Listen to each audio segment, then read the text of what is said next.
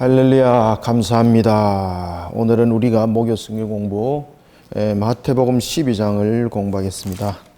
마태복음 12장 안에 내용을 여러분 보시면은 절수가 좀 많습니다. 50절까지.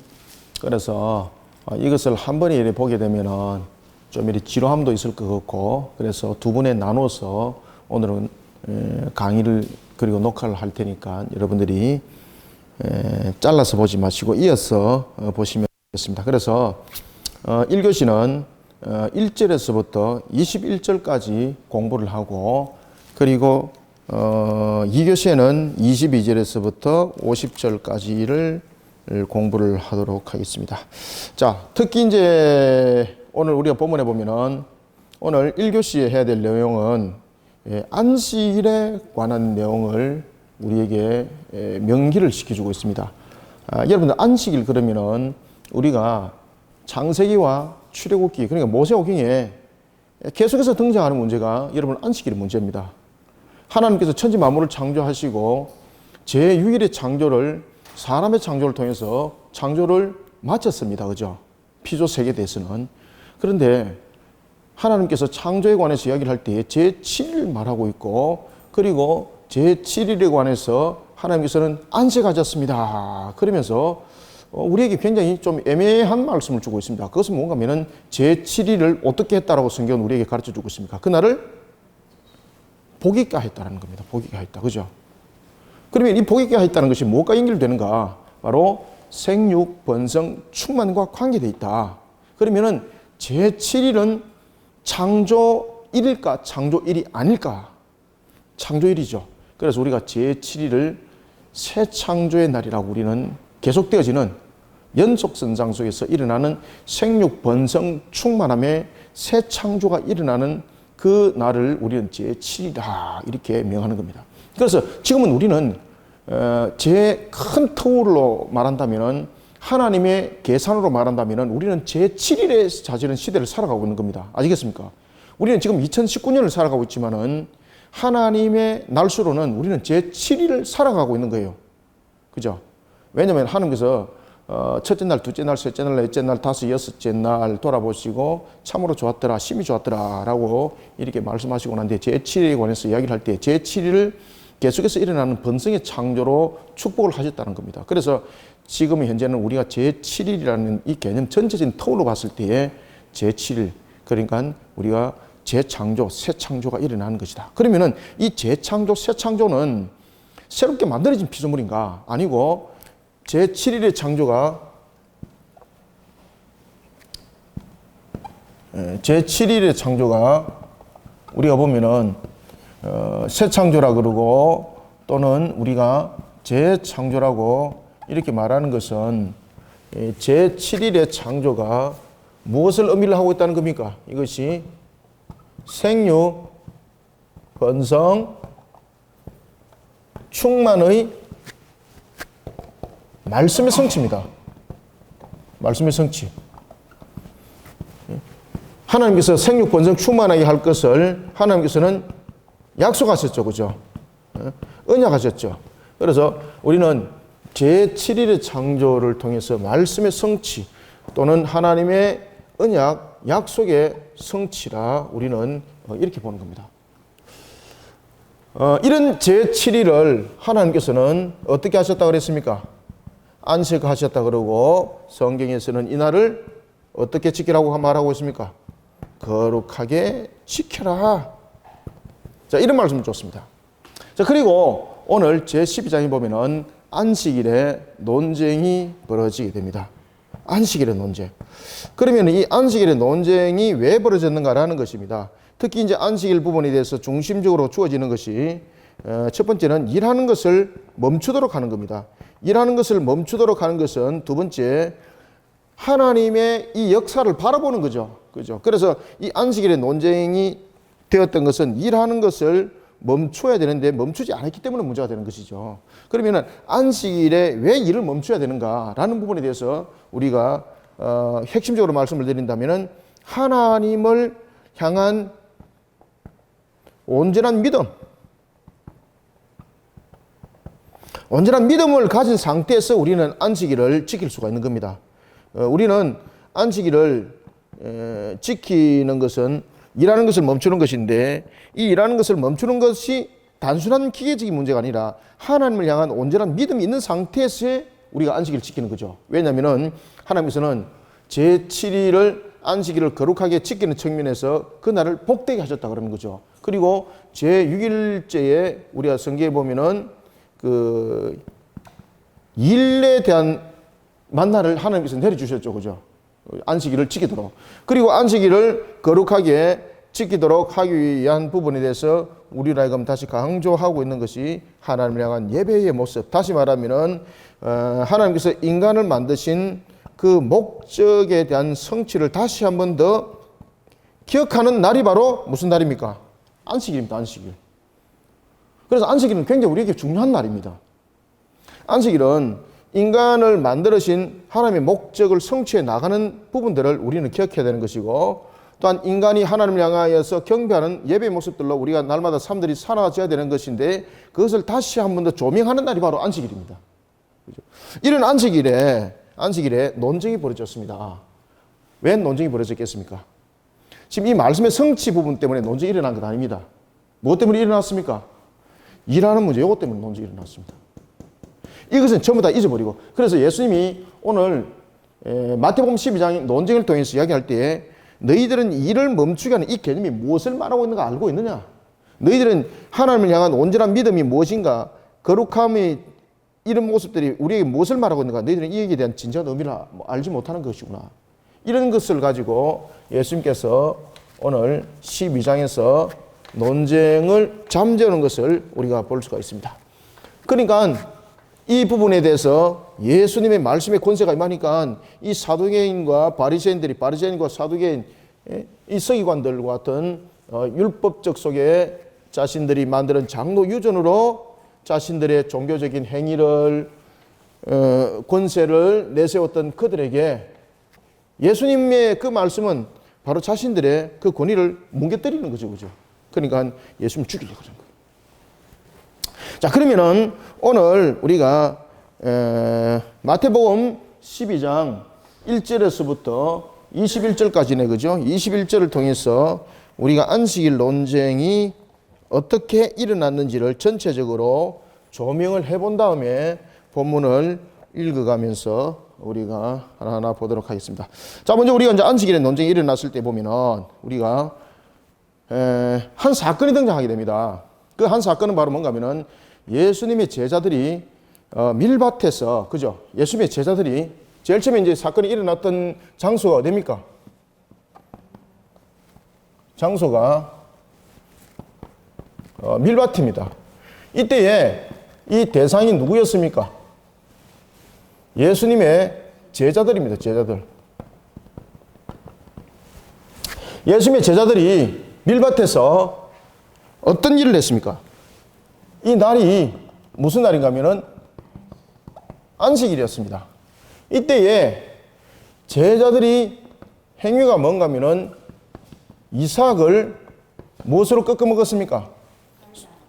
손으로 잘라 먹는 행위를 했습니다. 제가 왜 이름을 손을 제가 썼는가 여러분들 이유를 아셔야 됩니다. 그런데 이 손을 가지고 일을 했다. 그래서 이것을 불법적인 요소로 그들이 삼는데 바로 뭔가 하면은 일하는 불법을 범했다는 겁니다. 그러면 이것은 몇 계명을 어긴 것입니까?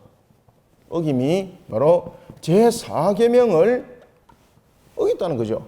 그러면 제4계명을 어기는 측면에서 하나님과의 관점에서는 이 자들은 어떤 자들이라는 이야기입니까?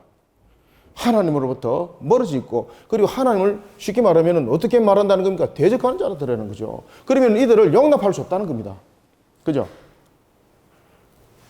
여기까지만 이야기하게 되면 예수님의 제자들은 지금 이 상태에서 어떤 벌을 받아야 되겠습니까? 안식일 범한 자들에 관해서 굉장히 무거운 죄로 여기고, 심지어 모세 시대 때는 하나님께서 그 안식일을 범한 자를 그의 생명을 거둬들이기까지 했죠. 그러면은 이들은 공회에 의해서 처단이 돼야 됩니다. 처단이. 그죠? 판결이 내릴 것 아닙니까? 그런데 예수님께서는 이 문제를 가지고 이들이 안식을 범하지 않았다고 말씀을 하고 있습니다. 자, 여러분들 여기서 봅시다. 제일 먼저 그들의 행위가 이삭을 손으로 꺾어 먹은 거잖아요. 이 이삭을 손으로 꺾어 먹었다는 것은 어떤 행위인가 하면은 시장에서 내가 그 손을 꺾어 먹었다는 겁니다. 그런데 여기서 만약에 예수님의 제자들이 밀밭에서 낫을 가지고 이 곡식을 만약에 배웠다 그러면은 예수님의 제자는 두 가지의 큰 부분에 대해서 안식일을 어기는 것이 되는 겁니다. 첫 번째는 이 낫을 가지고 일했을 때 특히 이 밭이 누구 밭입니까? 이것이 나무의 밭일 경우 첫 번째 낫을 가지고 밀을 베면은 나무의 밭을 낫을 가지고 밀을 베게 되면은 무슨 행위가 되는 겁니까? 도둑질이 되는 겁니다. 도둑질. 그러면 몇 계명 위반하는 겁니까? 예? 7계명은 저 간음이고 8계명이잖아요. 그죠? 8계명을 어기게 되는 겁니다. 자, 그다음에 나무의 밭이 되었는데 이것을 자신이 밀을 낫으로 베었단 말입니다. 그러면은 도둑질하는 행위가 되고, 그다음에 두 번째는 자기 밭입니다. 자기 밭에서 이 밀을 만약에 베었다 그러면은 이것은 무슨 행위가 되는 겁니까? 낫을 가지고 밀을 베었다는 것은 무엇을 얻기 위한 것입니까? 그렇죠. 소득을 얻기 위함이지 않습니까? 그러면은 이것은 몇 계명을 어기는 겁니까? 그렇죠. 4계명을 어기는 행위가 되는 거죠. 그런데 예수님의 제자들은 그때에 시장하여서 밀밭을 거니다가 이 이삭을 무엇으로 꺾었습니까? 손으로 꺾었다는 거죠. 그러면 손으로 꺾었다는 것은 자기 밭이든 남이 밭이든 이 계명을 어기질 않았다는 겁니다. 그죠? 만약에 낫으로 그것을 베었다 그러면 도적행위입니다. 그 다음에 자기 밭일 경우에 그 밀을 베었다면 소득을 위해서 밀을 벤 것이니 4계명을 어긴 겁니다. 그러면 예수님의 제자들이 손으로 이 밀을 베었다는 것은 무슨 이야기입니까? 그들은 계명을 지켰다는 겁니다. 그죠? 그런데 사두개인들, 바리새인들은 이 부분 가지고 8계명을 어겼다라고 말하지 않습니다. 이들은 분명히 자기 밭이 아니고 남의 밭에서 손을 가지고 꺾어 먹은 것에 대해서 어떤 이야기를 하고 있는가 하면은 남의 밭이지만은 손을 가지고 밀을 꺾어 먹었으니까 이것은 무엇이 된다는 이야기입니까? 지금 이야기를 하고 있는 겁니다. 밀을 꺾어 먹었으니까 노동을 했다는 거죠. 노동을 했다는 거죠. 그런데 여기서 노동도 두 가지의 노동이 있습니다. 자, 노동도 보면은 첫 번째 자신의 소득을 취하기 위한 노동이 있고, 그 다음에 이 노동 자체가 필수적으로서 일어나야 될 그런 문제들이 있습니다. 안식일 노동에도 보면은. 그래서 여러분들 보시면은 우리가 그 안식일 날 병에 대해서 긴박한 상황이 일어났을 때 간호해야 될 문제, 그 다음에 소방이라든지 그런 화재로부터 일어나는 문제로부터 예방해야 될 문제, 이런 노동은 이런 필수적인 것이죠. 먹는 문제도 마찬가지입니다.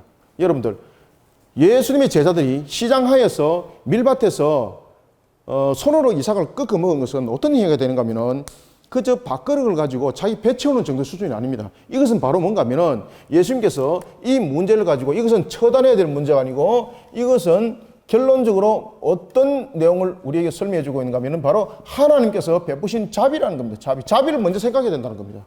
자, 예수님이 제자들이 밀밭에서 밀을 꺾어서 그것을 가지고 배를 안 채웠을 경우를 생각해 봅시다. 그러면 그들이 그 밀밭에서 시장하에서 그 밀을 먹지 않았을 때 만약에 죽게 됐다는 겁니다. 그러면은 밀이 중요합니까? 생명이 중요합니까? 생명이 우선입니다. 계명에서는 생명이 우선입니다, 여러분들. 그래서 우리가 율법은 하나님께서 우리에게 주신 것은 생명을 보존한 측면에서 우리에게 율법을 준 겁니다. 그죠? 우리가 하나님을 경배함으로 생명을 보존받는 거죠. 그런데 이 밀을 먹지 못함으로써 생명을 보존받지 못하는 경우가 생기게 되면 이것은 말 그대로 하나님의 계명을 통해서 오히려 하나님을 저주하게 만드는 겁니다. 그러니까 예수님께서 제자들이 행한 행동은 안식일을 법을 어긴 적이 없다는 이야기예요. 왜냐하면 안식일은 생육 번성, 제가 제7일 창조에 대해서 말씀드렸죠. 안식일은 우리에게 어떤 날이라고 우리에게 날을 주고 있습니까?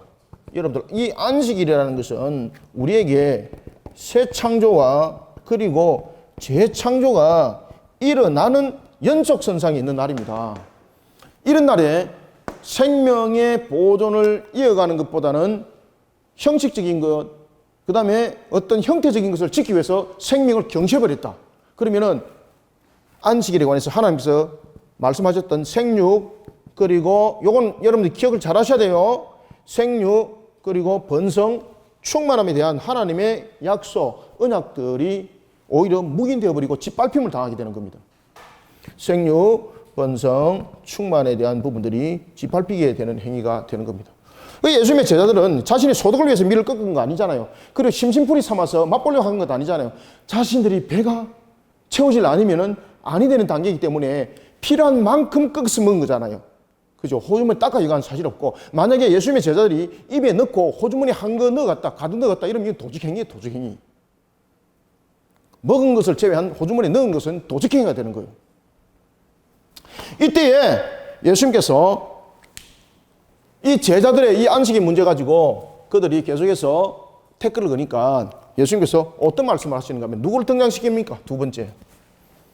한 사건에 대해서 등장을 시키는 것이 있는데 그것이 바로 하나님의 전에서 일어났던 사건입니다. 하나님의 전에서 일어났던 사건인데 이 사건에 누가 등장했습니까? 다윗이 등장합니다. 다윗. 그리고 다윗이 등장하고 이곳에 제사장이 한 사람이 등장하는데 그 이름이 사무엘상 21장에 등장하죠. 그죠? 아히멜렉이었습니다. 아히멜렉. 아히멜렉은 제사장이죠. 이 제사장의 문제를 우리가 돌이켜보면은 이 제사장이 오직 제사장만이 먹을 수 있는 진설병이 있었습니다. 진설병. 이것을 만약에 다윗이 먹게 되면은 이것은 어떻게 되는 겁니까? 불법이 되는 겁니다. 왜냐하면은 성전에서 행하지 말아야 될 그 진설병, 오직 이 진설병은 누구만이 먹는 겁니까? 이것은. 그렇죠. 맞습니다. 제사장만이 먹는 겁니다. 이건 제사장만이. 그런데 다윗이 먹은 거예요. 그러면은 다윗이 어긴 것은 쉽게 말하면은 우리에게 성전법을 어긴 것이 되는 거죠. 그러면은 다윗은 용서받을 수 없는 거죠. 그죠? 하나님의 거룩을 손상시켰으니 그는 죽임으로 그의 응답을 받아야 되는 거죠. 그런데 이것을 하나님을 향해서 대적이라고 그들은 이야기를 하고 있지만은 이것을 하나님께서는 이것을 대적이라고 말하지 아니고 이것을 뭐라고 말씀하고 있습니까? 자비라고 말하고 있는 겁니다. 왜 그렇습니까? 자, 여러분 보십시오. 만약에 아히멜렉이 다윗이 이것을 먹지 않으면은 시장하에서 죽게 된다는 사실을 알게 되었습니다. 그럼에도 불구하고 그가 이 진설병에 관한 율법을 지켜야 되기 때문에 다윗에게 먹을 것을 주지를 않았습니다. 그러면 그는 그래서 다윗이 죽었습니다. 알겠습니까? 예를 들어서 그러면은 이 아히멜렉은 죄가 있을까 없을까요? 죄가 있습니다. 이 사람이 몇 계명을 어긴 것이 되는 겁니까? 살인하지 말라. 그죠? 예? 우리가 5계명에 보면 부모를 공경하라. 그 다음에 6계명에 살인하지 말라. 7계명에 간음하지 말라. 8계명에 도둑질하지 말라. 그러지 않습니까? 바로 6계명을 어긴 게 되는 겁니다. 만약에 여기서 아히멜렉이 다윗에게 먹을 것을 주질 않았다면은 그는 몇 계명을 어기는 겁니까? 그렇죠. 제6계명을 어기는 겁니다. 자, 여기서 중요한 것을 다루고 있습니다. 지금 첫 번째 예수님이 제자들이 안식일날 밀밭에서 음식을 먹은 것은 자비라고 해석을 하고 있습니다. 이 부분이 전부 다 생명과 관계 있는 거죠. 그죠? 생명의 보존을 위해서 지금 밀을 심심풀이서만 먹은 건 아니잖아요. 이 시장 하에서라는 단어가 굉장히 중요한 내용이죠. 생명의 보존입니다. 생명. 그 다음에 진설병을 먹은 것도 마찬가지로 생명의 보존입니다. 생명을 보존하는 측면에서 그 생명을 보존하는 측면에서의 모든 적용은 생명이 앞선다는 겁니다. 그런데 하나님께서 말씀하신 그 모든 율법들이 생명이 생육, 번성, 충만이라는 것이 안식일의 진정한 법임에도 불구하고 이 내용들을 잊어버리고 오히려 자신들이 이 율법을 내세우고 이것을 유전으로 만들어서 통제하고 규제하는 법으로 만들어버렸습니다. 누가 도대체 이 법을 만들었는가? 예수님께서 말씀하십니다. 내가 너희들에게 그 법 준 사실이 없다는 거죠. 따라서 예수님의 제자들이 밀을 먹은 것은 생명의 보존에 의해서 자비가 먼저 적용이 된다는 거예요. 그죠? 그래서 안식일은 우리에게 자비의 날이라는 거예요. 자비의 날. 그런데 자비의 날인데 생명을 위협을 하게 되었고 성전 같은 경우도 생명을 보존해야 되는데 생명을 위협하는 일에 율법이 앞서버립니다. 그러면 과연 하나님께서 제6일 창조, 안식일 창조, 생육, 번성, 충만함은 어디에 있는가라는 겁니다. 그죠? 모순 덩어리라는 거죠. 자, 그러면서 예수님께서 또 한 비유를 통해서 우리에게 말씀을 줍니다. 세 번째, 예수님께서 어떤 내용을 이야기를 하고 있습니까? 성전에 관해서 이야기를 또 하고 있는데 하나님의 전에서 자 보십시다. 지금 제사장들에 대한 내용들을 다루고 있고 안식일에 대한 내용들을 다루고 있습니다. 자, 여러분들 제사장들이 안식일 날 제사를 드립니다. 이 제사를 드리면 안식일법에 만약에 이것을 적용을 하게 되면은 이거는 무엇이 되는 겁니까? 노동을 하게 된 거죠. 노동을 하게 된 것이고 이것은 안식일법을 어기게 되는 거죠. 그런데 이 제사 드림의 이 행위가 제사법에 의하면은 노동이 아니라 무엇입니까? 자신의 의무를 충실히 감당한 것이 되는 거죠. 이게 안식일날 이런 겁니다. 그래서 예수님께서 이렇게 말씀하시고 있습니다. 제사장들이 안식일날 성전에서 일했단 말이죠. 그러면 이것을 왜 안식일법에 적용시키지 않냐 말이에요.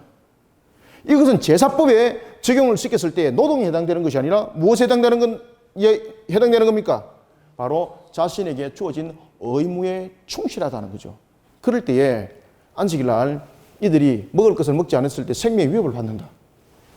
성전에 있는 진설병을 먹지 않으면 생명의 위협을 받는다. 그러면 무엇이 먼저 우선적으로 적용돼야 된다는 이야기입니까? 생육, 번성, 충만이라는 하나님의 새 창조적인 언약 개념 속에서 생명이 먼저 적용이 돼야 된다는 이야기입니다. 그죠? 여기에 대해서 이들이 꼼짝을 하지 못하는 거예요. 그러면서 예수님께서는 자, 네 번째, 지금 여기 이해를 하고 계시죠?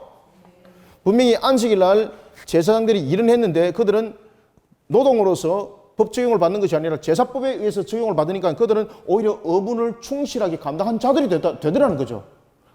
왜 이런 해석이 나왔는가 이 말입니다. 왜 이런 해석이 나왔는가? 제사장은 제사장이고 그리고 그 나머지는 전부 다 노동을 하지 말라는 법으로서 적용이 돼야 됩니다. 그러니까 예수님께서 또 무슨 이야기를 하는가 하면은 이제는 이 장소가 어디서 일어났습니까? 웅덩이에서 일어났죠. 웅덩이. 웅덩이에서 어떤 일들이 일어났습니까? 구덩이에서 일어났는데 그죠? 구덩이에서 그 대상이 양이었습니다. 양이 빠졌는데 언제 빠졌습니까? 안식일에 빠졌습니다. 그러면은 그들이 이 양을 건집니까? 안 건집니까? 양을 건질 때에 이들은 생명으로서 건졌을까요? 아니면은 재산으로 건졌을까요? 그래서 예수님께서 이렇게 말씀하십니다. 너희들은 이 안식일 날 양을 건질 때에 너희들은 생명으로 건진 것이 아니라 무엇으로 건졌다는 겁니까? 재산으로 건졌기 때문에 너희들은 안식일을 범했다는 겁니다. 그러면서도 너희들은 안식일을 범했음에도 불구하고 이것을 안식일을 범한 것에 적용을 안 시키고 있다는 겁니다. 무엇에 적용시키고 있습니까? 생명을 건졌다는 거죠. 생명을 건졌다는 거죠. 안식일 지나고 건지면 저 양들이 죽기 때문에 그 전에 건지지 않으면 죽는다는 거죠. 그러면 생명을 적용을 시켰다는 이야기입니다. 그런데 건지고 보니까 그들은 생명을 적용시킨 것이 아니라 무엇을 적용시켰습니까? 그렇죠. 형식적으로는 생명을 이야기하면서 그들은 사실은 재산에 관심이 있어서 양들을 살렸다는 거죠. 그런 그들이 심지어 양을 향해서는 이와 같이 생명을 건지는 것을 적용을 했는데 왜 하물며 사람은 이렇게 생명에 대해서 적용을 하지 않는가 이 말입니다. 자, 여러분, 하나님께서 이 안식을 지킬 때에 사람만 지킬 것이 아니라 모든 짐승들도 함께 그 안식일을 지키도록 명하셨죠. 그죠? 그러니까 이런 모순적인 행위 속에서 너희들이 안식일법에 대해서 정확하게 알지도 못하면서 너희들 입맛에 맞는 대로 그저 너희들이 적용만 할 뿐이다. 이렇게 얘기하고 있는 겁니다. 자, 이런 내용이 12장 전체적인 내용이 되겠습니다. 자, 이제 본문을 읽어보면서 다시 한 번 더 추가적으로 좀 설명을 드리도록 하겠습니다. 자, 여러분들 1절부터 2절 한번 읽읍시다. 시작. 그때에 예수께서 안식일에 밀밭 사이로 가실새 제자들이 시장하여, 자, 스톱. 어디를 여러분 체크를 해 주셔야 됩니까? 그렇지. 여기다 별표를 딱 해놓으세요. 시장하여. 그죠? 시장하다는 것은 여러분들 그냥 이 밥을 굶질 않으면은 생명에 위협을 받는 것이 시장함이잖아요. 에이, 목사님 한 끼 굶으면 그건 뭐 어때요? 여러분들 한 끼든 두 끼든 여러분 끼니를 굶는다는 것은 생명에 위협을 받는 거잖아요. 제가 여러분들에게 십계명을 가르칠 때도 제가 그 살인죄가 어디까지 적용되는 거 가르쳐 드렸지 않습니까? 내가 밥을 한 그릇을 먹어도 배가 부르고 반 그릇을 먹어도 생명은 보존이 될 수 있습니다. 내가 반 그릇을 먹었을 때 생명이 보존될 수 있고 한 그릇을 먹어도 내가 생명이 보존됩니다. 배가 더 부를 뿐입니다. 그런데 옆에 있는 사람이 밥을 먹지 않으면 굶어 죽습니다. 밥은 내 밥입니다. 내가 그에게 반 그릇을 주면은 나도 살고 그도 함께 삽니다. 그런데 내가 혼자 다 먹어버렸습니다. 이 사람이 굶어 죽었습니다. 그러면 자기 밥을 다 먹은 사람은 율법에 의해서, 안식일법에 의해서, 그리고 십계명에 의해서 이 사람은 계명이 적용이 될까 안 될까요? 살인죄 적용됩니다. 왜 살인죄 적용됩니까? 자신에게 주어진 밥이 자기 겁니까? 하나님께서 허락하셔서 내게 밥이 있는 거잖아요. 그러면 내가 반 공기 먹고 살 수 있으면은 옆에 사람이 굶어 죽는 것은 외면하면 안 됩니다. 반 공기를 나눠줘서 생명을 보존하는 일에 적극적인 자세를 취해야 됩니다. 소극적인 자세를 취함으로써 나는 그에게 빼뜨린 것이 없다. 나 그에게 살인을 한 사실이 없다. 라고 말하지만은 그 행위 자체가 살인 행위입니다. 그래서 우리는 계명을 조금 더 깊이 묵상하고 계명이 무엇을 어디까지 말하는가를 우리는 잘 깨달아야 되는 거예요. 그래서 이런 부분들을 이 4세기 신학자였던 요한 크리소스무스가 이 문제들을 집중적으로 다루고 있었어요. 그래서 그 부분들은 제가 다음에 한번 강의를 한번 해드리겠습니다. 자, 이런 모습 속에서 그때의 안식일에 밀밭 사이를 지나갔습니다. 그들이 밀밭 사이를 왜 지나갔겠습니까? 밀밭 사이를 지나간 이유가 있습니다. 목적을 간 겁니다. 왜? 시장했기 때문에 밀밭 사이 간 겁니다. 시장 안 했으면 그들은 밀밭 사이 안 갑니다. 그죠? 그리고 그들이 밀밭에 가서 밀밭을 어떻게 먹었습니까? 이삭을 잘라 먹었다 그랬지 않습니까? 낫을 도구를 댄 것, 만약에 그들이 도구를 대서 이 밀을 베었다 그러면은 그들은 남의 물건을 훔친 도둑질이 되기 때문에 어떤 경우도 그들은 은혜로움이 없습니다. 오늘 본문에 보면은 이삭을 잘라 먹었다는 것은 타인의 밭을 도구를 사용해서 잘라 먹은 것이 아니라 지금 손으로 그것을 꺾어서 잘라 먹었다는 이야기죠. 그죠? 그러면 일종의 노동은 되는 거죠. 그렇지만 남의 것을 훔친 것은 아니죠. 그런데 이것을 바리새인들이 보았습니다. 그러면서 뭐라고 말하는가 하면은 당신의 제자들이 안식일에 해서는 안 될 일을 했다는 거죠. 그죠? 예수님의 제자들이 밀밭에서 그것을 꺾어 먹은 것을 그들은 도둑질로 본 것이 아니죠.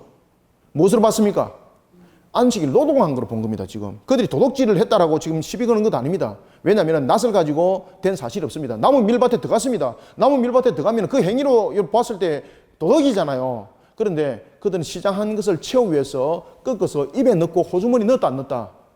호주머니 닦아 넣은 사실이 없다는 것을 그들이 이미 다 봤습니다. 만약에 호주머니 닦아 넣었다면 그들은요, 더 강력하게 대시했을 것이고 예수님도 여기에 대해서 정말로 이런 방구할 말 없었을 것입니다.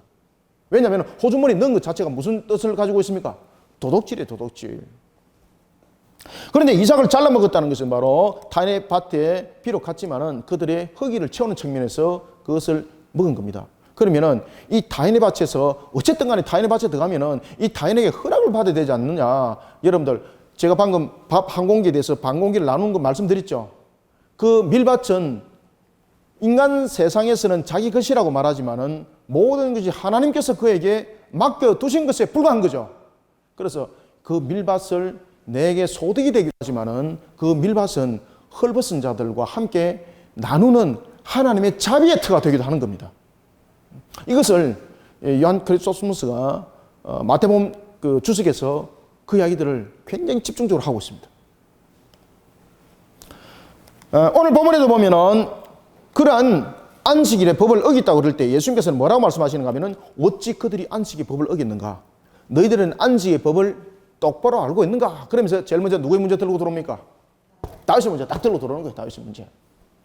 자, 이제 3절부터 8절까지 읽고 제가 말씀드리겠습니다. 시작. 예수께서 이르시되 다윗이 자기와 그 함께 한 자들이 시장할 때에 한 일을 잊지 못하였느냐. 자, 수도. 자, 1절에도 보면은 시장하여라는 말에 별표를 치놓으시고, 그 다음에 3절에도 보면은 시장할 때에 여기 별표를 치놓으세요. 여러분, 이거 그냥 시장한 게 아닙니다. 그 당시에 다윗은요, 진설병을 먹지 않으면은 생명을 잃어버릴 그런 단계였습니다.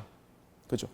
자, 계속해서 읽습니다. 시장할 때에 한 일을 잊지 못하였느냐. 4절 시작. 그가 하나님의 전에 들어가서 제사장 외에는 자기나 그 함께 한 자들이 먹어서는 안 되는 진설병을 먹지 아니하였느냐. 또 안식일에 제사장들이 성전 안에서 안식을 범하여도 죄가 없음을 너희가 율법에서 읽지 못하였느냐. 내가 너희에게 이르노니 성전보다 더 큰 이가 여기 있느니라. 나는 자비를 원하고, 자, 추도 7절에 자비에다가 별표를 딱 치놓으시고, 나는 자비를 원하고 제사를 원하지 아니하노라 하신 뜻을 너희가 알았더라면 무죄한 자를 정죄하지 아니하였으리라. 인자는 안식일의 주인이니라 하시니라. 아멘. 자, 여기서 자비는 그저 단순하게 베푸는 그 자비가 아닙니다. 여기서 자비는 어떤 의미를 가지고 있습니까? 이 자비는 두 가지 의미를 가지고 있습니다. 첫 번째는 이 자비는 안식일에 대한 성취에 대한 자비입니다. 첫 번째는 이 자비는 두 가지의 의미를 뜻을 가지고 있는데, 여기서 자비는 첫 번째 하나님의 생육 본성 충만, 그리고 모든 부분에서 언약의 성취적인 측면에서의 자비를 말하고 있고, 그 다음에 두 번째는 자비는 생명의 보존에 대한 중요성에 대한 자비를 우리에게 설명하고 있습니다. 그래서 두 가지를 다 설명하고 있습니다.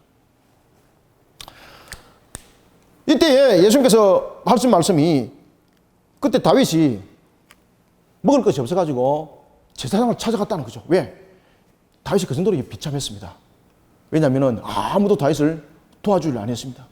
세상 천지에 사울은 천천히요, 다윗은 만만이라 그렇게 해놔놓고 다윗이 나타나기만 하면은 어떻게 했죠? 고발했습니다. 고발. 왜 그렇습니까?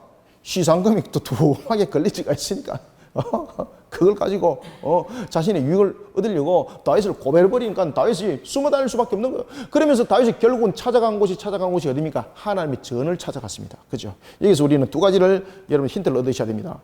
하나님께서 지켜본다는 것은 다윗은 알고 그곳에 살 길을 찾아갔던 겁니다. 그죠? 다윗이 사울을 피해서 제일 먼저 갔을 때가 우리가 잘 안 알고 있는 것처럼 남한 나요세 갔던 것처럼 말입니다. 하나님의 전에서 피할 길을 찾아서 갔던 겁니다. 그때에 아히멜렉이 깜짝 놀랍니다. 왜? 이 잘못하면은 이 다윗이 사울로부터 지금 여러 가지 상황적인 측면에서 문제를 일으켰고, 그리고 사울이 그를 죽이려고 한다는 것, 아히멜렉이 모를 택이 없습니다. 여러분들요. 이미 많은 사람들이 알고 있었고 다윗을 밀고 한 상태에서 다윗을 숨어 다닐 수밖에 없는 그런 처지, 아히멜렉이 모르겠습니까? 여러분들요. 그때 비로소 아히멜렉이 알았다고 보시면 큰일 나는 겁니다. 아히멜렉은 이미 알고 있었던 상태에서 그도 두렸던 겁니다. 왜? 다윗이 자기에게 혹이나 자신을 해치려고 왔는지, 아니면 다윗이 뭔가를 요청했을 때도 자기가 도와주게 되면 사울이 알았을 때 자기 생명이 보존되지 못하는 거 이미 다 알고 있었습니다. 그때에 아히멜렉은 무슨 결정을 합니까? 하나님의 자비를 내세우는 생명의 보존에 자신은 그 원칙을 세운 겁니다. 그러면서 뭐를 줍니까? 진설병을 주는 거예요. 진설병. 그러니까 아히멜렉은 하나님께서 주신 그 말씀에 대해서 그 바른 가르침을 알았다는 겁니까? 몰랐다는 겁니까? 그렇죠. 바르게 알았다는 겁니다. 바르게 알았다는 겁니다. 바르게 알았다는 겁니다. 그리고 그 문제로 인해서 사울이 알게 되는 겁니다. 그리고 아히멜렉을 비롯한 그 제사장들을 전부 다 죽여버립니다. 그때 이 아히멜렉의 한 아들이 살아남아 있었는데 그가 누굽니까? 그 여러분들 잘 아시는 것처럼 우리가 그 사무엘 열왕기 보면은, 자, 열왕기 여러분 잠깐 한번 보십시오. 열왕기 보시면은 열왕기 상위 한번 보십시오. 열왕기상 몇 장에 보시는가 하면은 열왕기상 2장을 한번 보십시오. 2장. 1장, 2장. 예, 2장에 보시면은 2장의 27절에도 나타나고 있고 제사장 이름이 아비아달이 나타나죠. 그죠? 이가 누군가 아십니까? 이가 바로 아히멜렉의 아들입니다. 아들. 그래서 다윗이 나중에 이 아히멜렉의 아들을 세우는 겁니다. 세우는 겁니다. 자, 이와 같은 이 사건들을 통해서 지금 예수님께서 사실은 주장하고자 하는 것들, 그들에게 가르치고자 하는 것들은 뭔가 하면은 바로 생명의 보존의 계명을 너희들은 알고 있는가 말입니다. 생명의 보존에 대한 계명. 그러가 하면은 심지어 이제 안식일 날 그러면은 일을 했다 그러는데 첫 번째는 생명의 보존, 예수님의 제자들에서, 두 번째는 그것을 노동이라 말할 수 있는가? 그러니까 예수님께서 지금 제자들이 하는 행동을 통해서 두 가지를 지금 비춰주고 있죠. 하나는 다윗을 통해서 생명의 보존이라는 것을 설명하고 있죠. 그 다음에 두 번째는 예수님의 제자들이 행했던 것이 이제는 제사장의 행위를 통해서 노동이 아니라는 것을 대변해주고 있죠.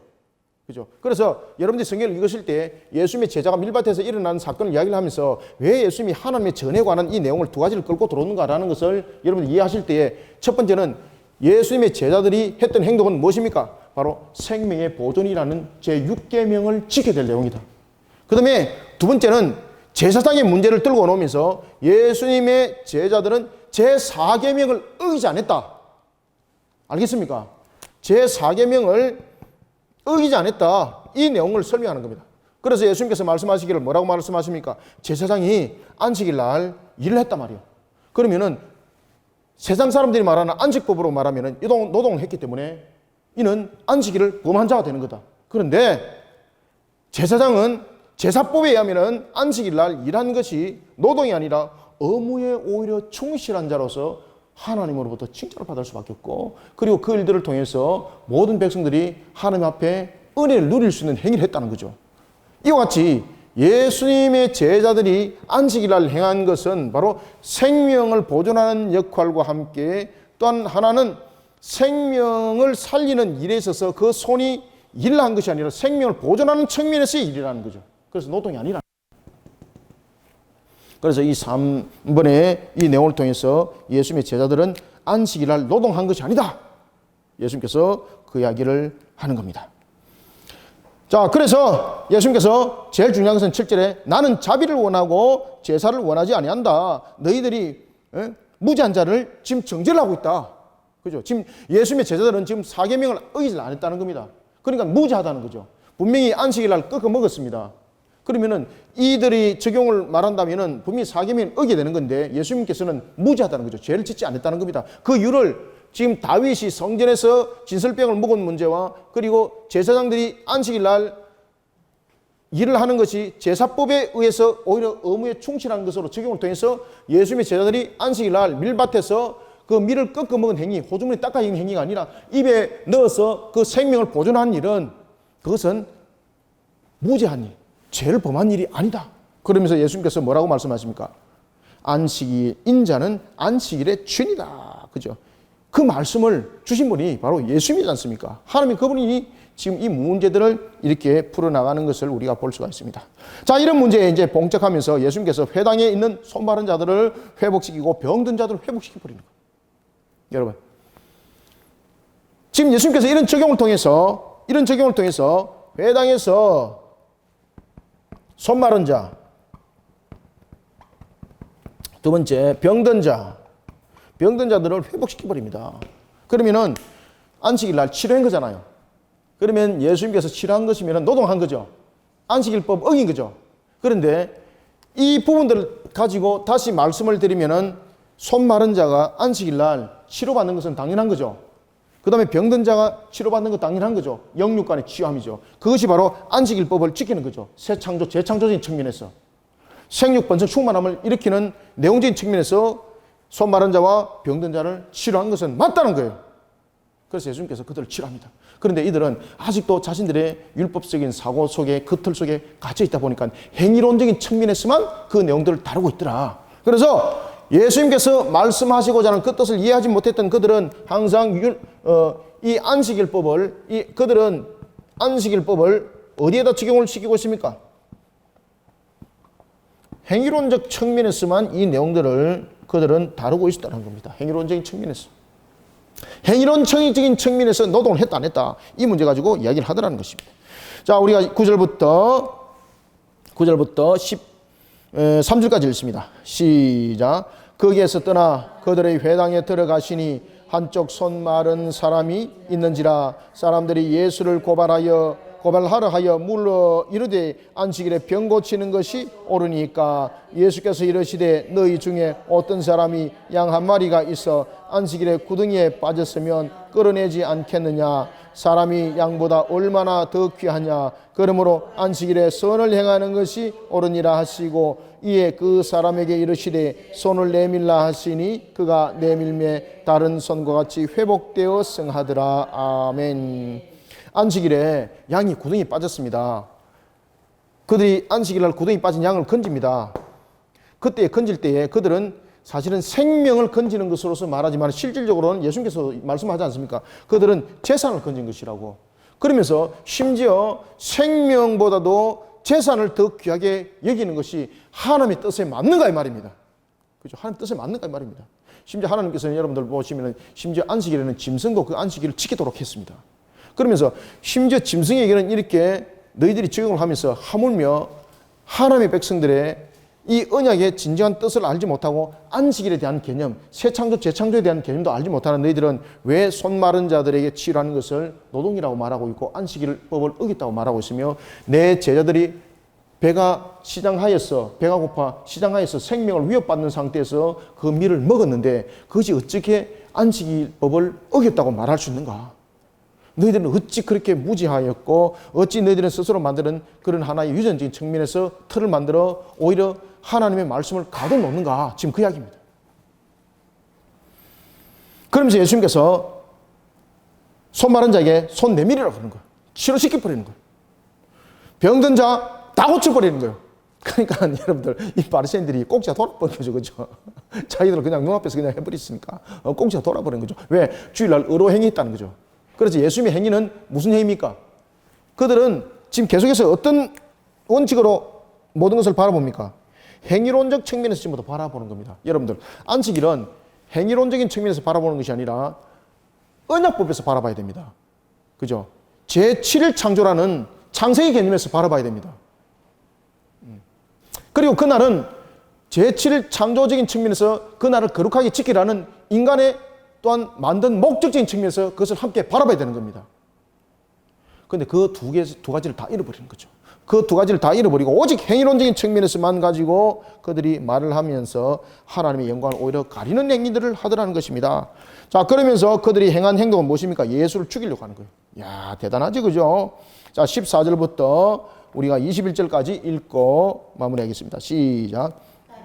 바리새인들이 나가서 어떻게 하여 예수를 죽일까 의논하거늘 예수께서 아시고 거기를 떠나가시니 많은 사람이 따르는지라 예수께서 그들의 병을 다 고치시고 자기를 나타내지 말라 경고하셨으니 이는 선지자 이사야를 통하여 말씀하신 바 보라 내가 택한 종 곧 내 마음에 기뻐하는 바 내가 사랑하는 자로다 내가 내 영을 그에게 줄 터이니 그가 심판을 이방에 알게 하리라 그는 다투지도 아니하며 들레지도 아니하리니 아무도 길에서 그 소리를 듣지 못하리라 상한 갈대를 꺾지 아니하며 꺼져가는 심지를 끄지 아니하기를 심판하여 이길 때까지 하리니 또한 이방인들이 그의 이름을 바라리라 함을 이루려 하심이니라.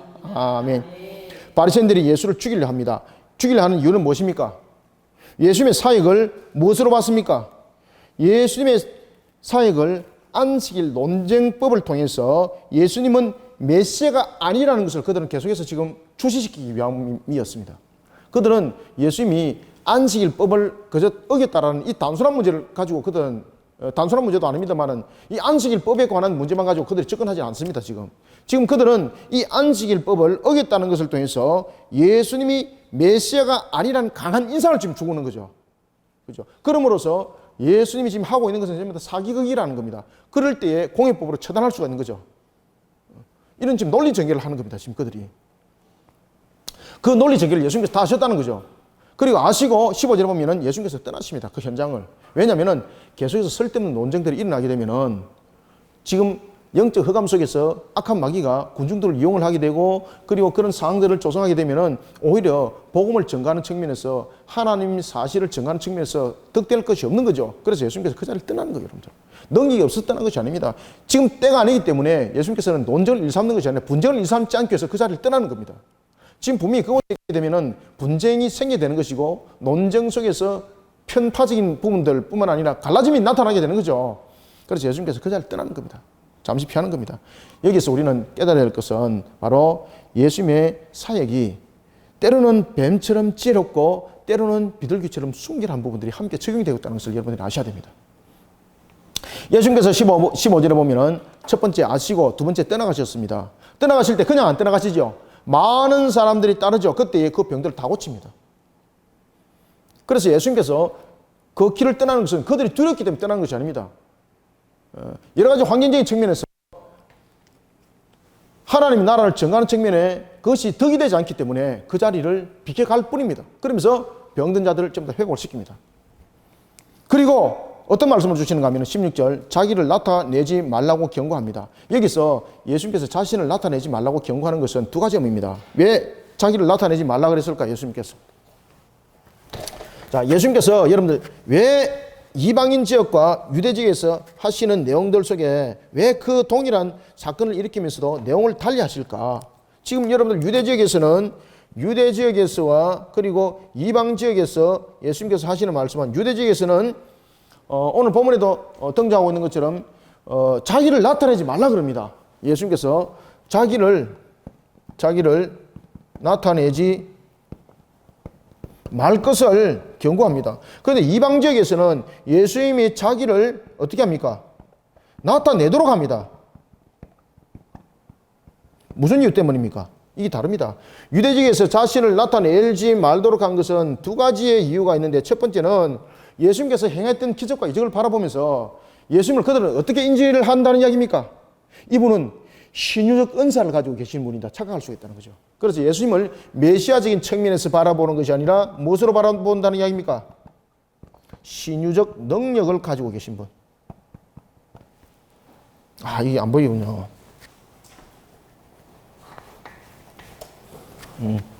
신유적 능력을 가지고 계신 분으로 본다는 이야기입니다.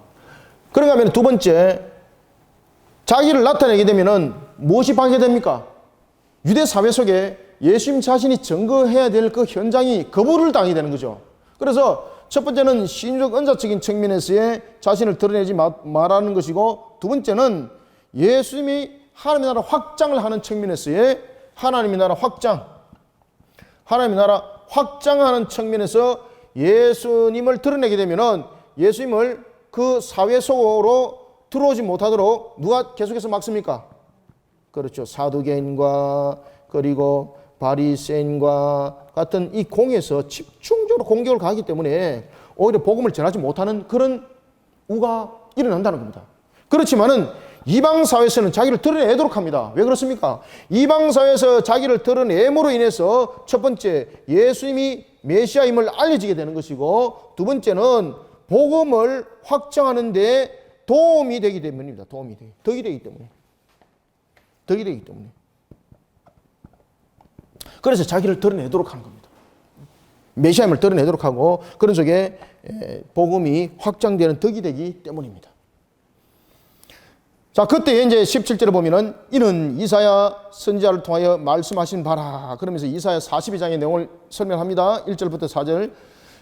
그러면서 이렇게 말해요. 18절에 보면 보라 내가 택한 종 곧 내 마음을 기쁘게 하는 바 내가 사랑하는 자로다. 내가 내 영을 그에게 줄 테니 그가 심판을 이방에게 알게 하리라. 여기서 이제 심판을 알게 하는 것은 이방에게 자기를 드러냄으로써 메시아임을 알게 하고 복음이 들어가도록 전파되는 이런 일들을 지금 벌이게 되는 거죠. 이때에 예수님을 무엇으로 지금 칭하고 있습니까? 18절에 종으로 지금 칭하고 있지 않습니까?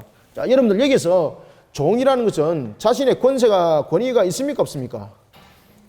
여기서 예수님을 종이라고 이야기할 때 두 가지 관점을 여러분 보셔야 되는데, 여기서 예수님을 종이라고 말할 때에 이 종은